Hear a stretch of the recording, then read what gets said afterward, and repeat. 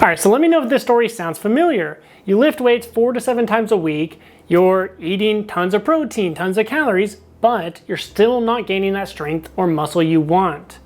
Well, look, I know all about that story. You see, this used to be me, but now this is me. So you might be wondering, well, how did I go from there to there? And basically, it's through these same hacks that I'm about to reveal to you. It boils down to a few different factors. The first one is you're not increasing the intensity of your workout. So you have to remember, when you're lifting weights, what you're really doing is you're breaking down the muscle fibers, and then they recover and adapt to the stress so that next time they can handle the weight that you put them through. And so the first thing you have to do is constantly increase the intensity of your workout. Now, there's a few ways you can adjust the intensity of your workout. The first is what most people do.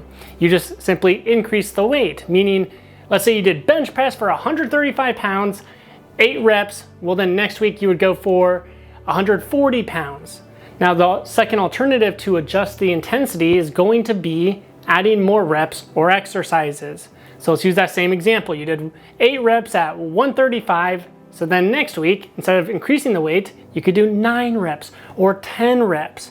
Because now it's new stress that forces your body to adapt. Now, the other factor of adjusting the intensity comes down to your rest time. So obviously, if you do 3 minutes or 4 minutes or 5 minutes between sets, it's not going to be as intense as if it was 60 seconds, 90 seconds. And so what I recommend is a strategy from Arnold Schwarzenegger. And basically, what you want to do is wait until your breathing is normal and then hit your next set. He talks about how this is the best way to go about muscle gains because, one, your cardiovascular shape isn't going to hold you back. You don't want to hit a hard set, be out of breath, and then try and hit another set where your cardio shape's holding you back from pushing the intensity on your muscles.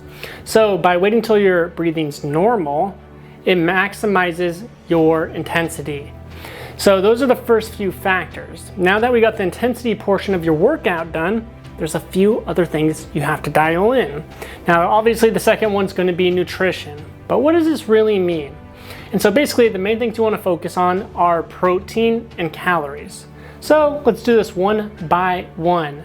You have protein over here, and pretty much you just want to consume about 1 gram per pound that you currently weigh. If you weigh 200 grams of protein on your lift days. Bada ding, bada boom.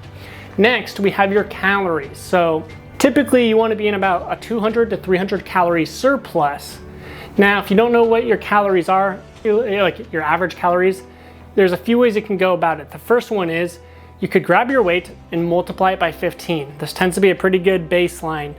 Now, it's not fully accurate. I've worked with people that have weighed 200, and using that strategy, that would say they have to have 3K calories, like that's their baseline. However, the alternative, and honestly more accurate method, is grabbing an app like MyFitnessPal, and again, you can use this to track your calories and macros. And so plug in your foods that you eat for a week, and then you'll have your total calories, and then you just average it out. And then obviously on your lift days, 300 calorie surplus. Boom. Next, so let's assume that you just did everything I told you about. You're like, Adam, I'm getting the protein in, I'm getting the calories, I'm pushing the intensity of my workout, but I'm still not seeing the results. So there's 2 last factors. The first is you have to focus on getting enough recovery. Now, typically the best thing you can do, well, it's getting good sleep, about 7 hours or more in sleep per night. So to really demonstrate the effect that your recovery has, look at steroids. They're anabolics, which means they help with the recovery. And that's precisely why people gain muscle 3 times quicker when they're on steroids. And so you can tap into the same power by getting sufficient sleep. Now, to get good sleep, what I recommend you do is go to bed before 10 p.m. because 10 p.m. to 2 a.m. are the golden hours of sleep. So the other way I explain this is have you ever gone to bed at 1 a.m., 2 a.m. and felt good the next day, even if you got 8 or 9 hours of sleep? No, I'm gonna guess no. And so again, focus on getting good quality sleep. Same time every night, ideally before 10 p.m., if not as close to that as possible. Now let's say you're doing all that. You're like, Adam, all right, I'm pushing the intensity harder than I've ever done every single workout. I'm getting the calories in, I'm getting the protein in, I'm sleeping well. but I'm just not gaining the muscle. So the last factor is your hormone levels. We all know that if you have lower levels of testosterone, it's going to be almost impossible for you to gain muscle, or the results are just going to be much more slow. And so what you want to do here is we recommend doing 10-1-9 sprints to help you boost your human growth hormone and testosterone so that you gain more muscle from your weightlifting workouts. They also deliver more oxygen to your brain so you think more clearly and make better decisions.